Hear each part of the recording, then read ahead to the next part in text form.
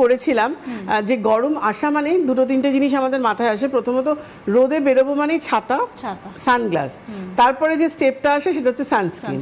Sunscreen মাখতেই হবে। আর sunscreen যারা মাখতে চান না, পছন্দ করেন না, কিংবা প্রচণ্ডভাবে সোয়েট হয়, সবচেয়ে বড় কথা দেখুন ঘাম হবেই গরমে। ঘাম একটা ন্যাচারাল ব্যাপার, যেটা আমাদের শরীরের বজ্র পদার্থটা বেরোচ্ছে। কিন্তু যারা পছন্দ করেন না সানস্ক্রিন মাখতে, তাদের জন্য কিন্তু আমি যেটা বললাম, মানে আমাদের যে লাস্ট তিনটে যে সানস্ক্রিন ঢুকেছে, পাপায়া যেটা জেল সানস্ক্রিন SPF 50, এটাও ব্লেমিশ প্রবলেম যাদের খুব বেশি তাদের জন্য। তা এটা একদম দেওয়ার পর কোনো রকম মানে আপনার সোয়েট হবে না, একদম জেল যেহেতু রয়েছে পুরো অ্যাবজর্ব হয়ে যাচ্ছে।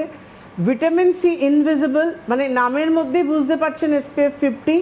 এটা একদম দেওয়ার পর এখানে যেহেতু কাকাডু পাম রয়েছে, তো এখানে একটু দানা দানা মতো আপনার লাগতে পারে, কিন্তু এটা সঙ্গে সঙ্গে না স্কিনের মধ্যে পুরো ব্লেন্ড হয়ে যায়, যেখানে তোমার সোয়েটটা কিন্তু যতটা সম্ভব কন্ট্রোল হবে। দেখো গরমকালে ঘামবো, এটা ন্যাচারাল, সেটাকে তো আমি আটকাতে পারবো না, কারণ ঘাম আটকানো ঠিক না, আমরা অসুস্থ হয়ে পড়বে, কারণ বজ্র পদার্থ বেরোবে। আর আরেকটা যেটা 7-in-1 সেরাম যেটা এসছে, সেরামে যেটা কিন্তু 7টা কাজ করছে, এবং একটা সেরাম হওয়ার জন্য কিন্তু আমার সেই মানে সোয়েটটা অতটা হচ্ছে না। যেটা গরমে যেটা আপনারা আলোচনা করবেন, সেখানে যাওয়ার আগে আজ একটা আপনাদের জন্য সারপ্রাইজ আছে।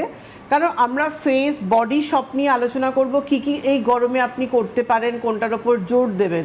কিন্তু ঠোঁটটা ভীষণভাবে আমাদের কিন্তু নেগলেক্ট হয়, সেটা শীতকালে বলুন কিংবা গরমকালে বলুন। তার জন্য ওশিয়া হার্বালসের অলরেডি দুটো লিপ থেরাপি আছে, একটা হচ্ছে চেরি, একটা হচ্ছে স্ট্রবেরি। এটা হচ্ছে চেরি, এটা হচ্ছে স্ট্রবেরি। এই দুটো লিপ থেরাপি কিন্তু অলরেডি আমাদের আছে, চেরি স্ট্রবেরি এই দুটো রয়েছে।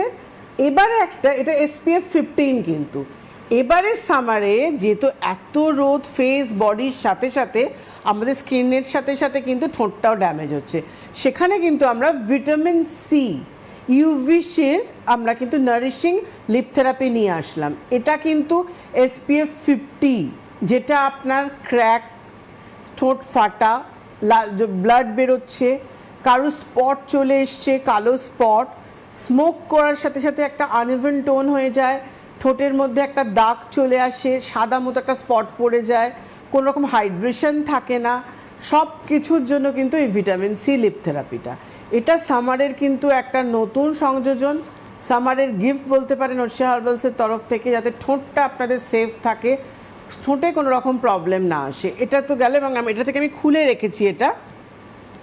এটা দেখছেন একদম ছেলেরা যারা ইউজ করতে চাইতেন না চেরি স্ট্রবেরিটা, তাদের জন্য কিন্তু এটা একদম দেখুন একদম হোয়াইট, দেখছেন যে একদম হোয়াইট ন্যাচারাল কালার।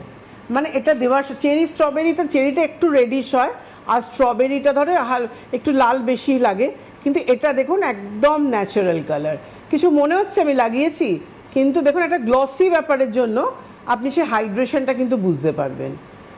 একদম লিপস্টিকের মতো জাস্ট ঠোঁটের মধ্যে আপনি বুলিয়ে নিচ্ছেন, নিয়ে এটা কিন্তু কোনো রকম কিন্তু আপনার মানে কি বলবো কালার নেই, উপরন্ত গ্লসি রয়েছে, নারিশমেন্ট পাচ্ছেন আপনি, হাইড্রেশন পাচ্ছেন, যে কোনো স্পট কিওর করছে।